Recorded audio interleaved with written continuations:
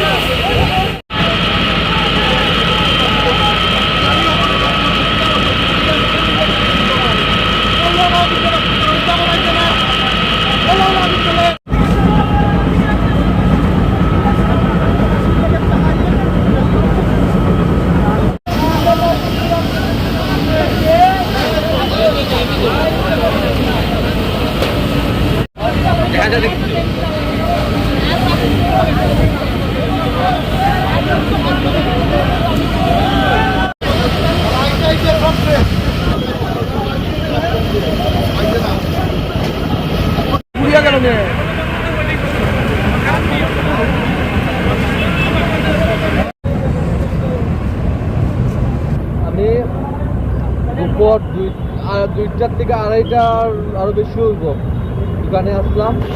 আজকে কারেন্ট নাই, সারাদিন দিয়ে কারেন্ট নাই।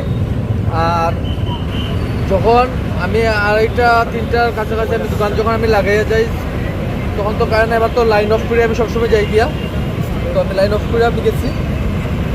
এখন আমার আধা ঘন্টা খানি হইব ফোন আইছে যে তোর দোকানে কিসে কি জানি গন্ধ বাইর হইতেছে। আমি টাইস মারিয়ে আইছি, আমি দৌড় মারিয়া আবার পরে দেখি আমার দোকান আস্তা জ্বলিয়া শেষ। অথচ ফায়ার সার্ভিস ফোন করা হয়েছে, ফায়ার সার্ভিস আমার দোকান জ্বলার পরে আমার ফায়ার সার্ভিস আইছে। তারারে দোকানে গন্ধ পাওয়ার দিয়ে ফোন করা ওর 1.5 ঘন্টা পরে ফায়ার সার্ভিস আইয়া তারা আগুন নিয়ে বাইতেছে। এখানে টায়ারের দোকান আছে, একটা গ্যারেজ আছে, একটা হোল্ডিং এর দোকান আছে। কি নাম আপনার?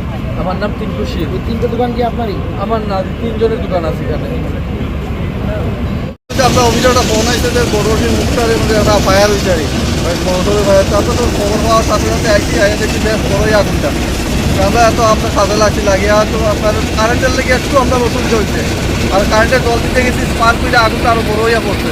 তার লাগে আমরা একটু অসুবিধা হচ্ছে, কিন্তু তারপরে আমরা আগুনটা যতটুকু পারি তাড়াতাড়ি একটা মানে গাড়ি ফায়ার ব্রিগেডের গাড়ি এখানে আসতে গিয়ে কোনো জামের কারণে এখানে আটকে গিয়েছিল।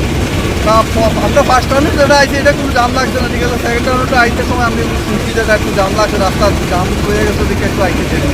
কটা দোকানে আগুন লাগছে? এখন তো পাওয়া যাইতেছে না, মানে জায়গাটা তো বেশ বড়। এখন এটা কি পার্ট আসতো না, একটাই দোকান আসতো ঠিক বুঝে আসতো, মালিকের লাগবে তো কত